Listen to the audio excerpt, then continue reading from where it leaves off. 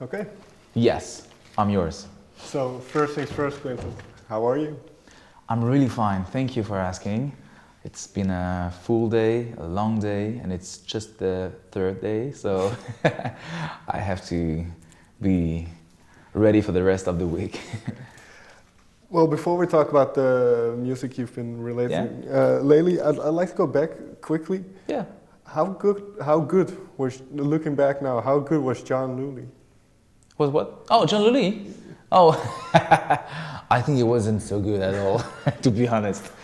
Well, that was my first pseudonym, and I was so scared because I released the first track. I was 17 years old in a French label. I was living in South France, and I was so scared that I used to be 17 years old releasing a track. I was so scared to put my names on the track that I wanted to be like, John was like American name, Right. Lulai was like American style. So I didn't want to put my name Quentin Mosimann, which is Swiss name, well, and French. So yeah, I mean, it wasn't so good at all, I guess. Looking back now, can you hear certain elements, or could you hear what it would become? You mean of this guy? Well, of what you are making now, could you hear certain elements or kind of where it would go? This is a good question. I mean, we all make mistakes. We all make good stuff also. And I think that my sound had a really good evolution, about me as a worker. I improve all the time because I used to work with many people, many singers, many instrumentists also. And I worked a long time as this pseudonym, for example. I worked a long time alone in my studio, improving myself on the techniques, on the program alone. And I realized maybe later, I don't know, but that it was really better to share with another artist on the studio. So that's what I do now. I share with guitar player, keyboard player, top liner, singer, and I try to improve myself and to share with them to make more music. Even if at least, at the end, it's not a track for me. It could be a track for another singer or another producer, another DJ also. So it's really good. Yeah, I feel this evolution, of course. And like you say, your background is also more in singing and playing instruments. Yes. I come from the jazz music, so I wasn't sorry to interrupt you. No, go ahead. No, but I wasn't like destiny. I don't know if we say that in English, to be a DJ, to Sure. become a DJ. And I realized that when I was 15 years old, 15, 16, I was a jazz player in a bar, and in South France, and I was singing, like Frank Sinatra, Ray Charles, Aretha Franklin. I was singing that on the piano, and I didn't know why, but I really wanted to try to do something different. And I became a DJ simply like that, because it was another way to share with the audience. And when I see back in the days until now when I am on stage, I have my instrument, I have my drum, I have my keyboard, I sing. I love to find many different technique ways, scratching and that's really back in the days. That's why also I wanted to have these many ways to share with the audience. Yeah, is it important to have to play these instruments yourself and then to sing on the records yourself? And well, it's a very good question, but I guess that it depends on the crowd. Okay. It depends on the audience, because sometimes the crowd prefer to have a DJ, a regular DJ, with the head in the turntables and sharing on this way. And sometimes they like to have a middle mix, I guess, with a DJ very used to be with the crowd and very energetic and very DJ who loves to share with the people. And my way is to share with the people, of course, with the crowd, because that's the most important thing in the world. But it's to share with my instrument and with many ways. That's really what I love now. in terms of the way dance music, house music works. You've released a couple of albums a couple of years ago. Yeah. Do you think you will still you will work on another album, or is now the way that dance music is being released, it's track by track? So.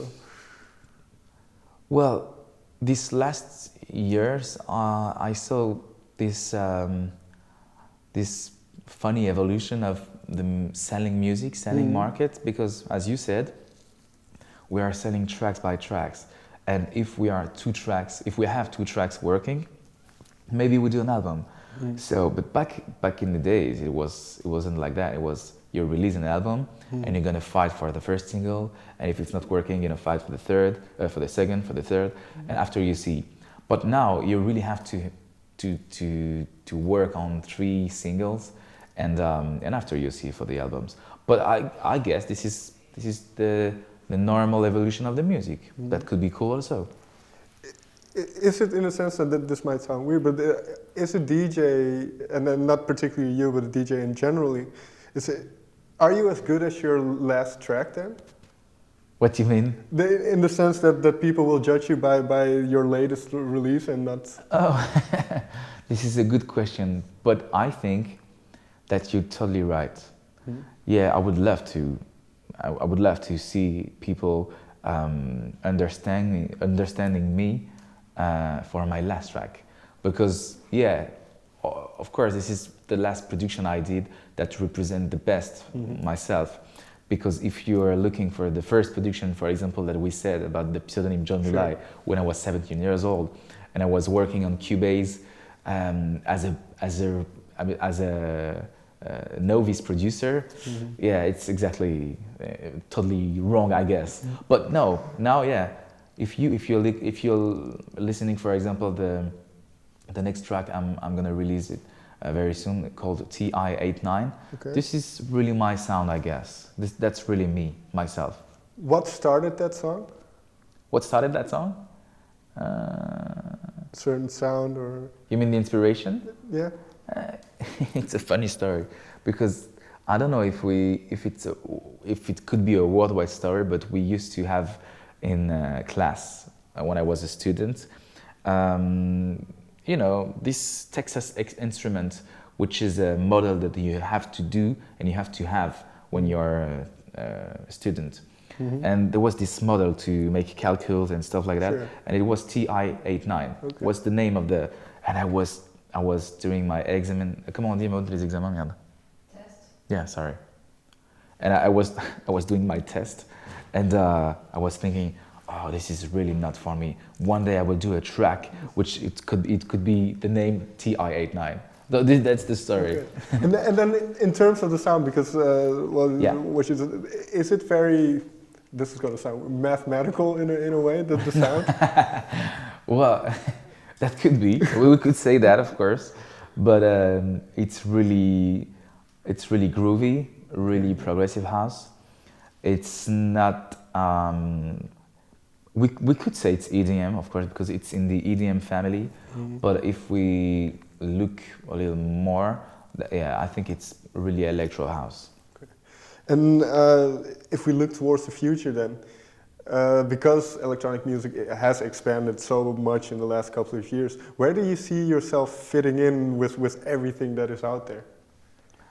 Well, because, like you say, I trust. Well, I follow you, but I trust the future. I mean, I would be my whole life in the music, and that's what I really want now. It's to make the same job for the next 20 years.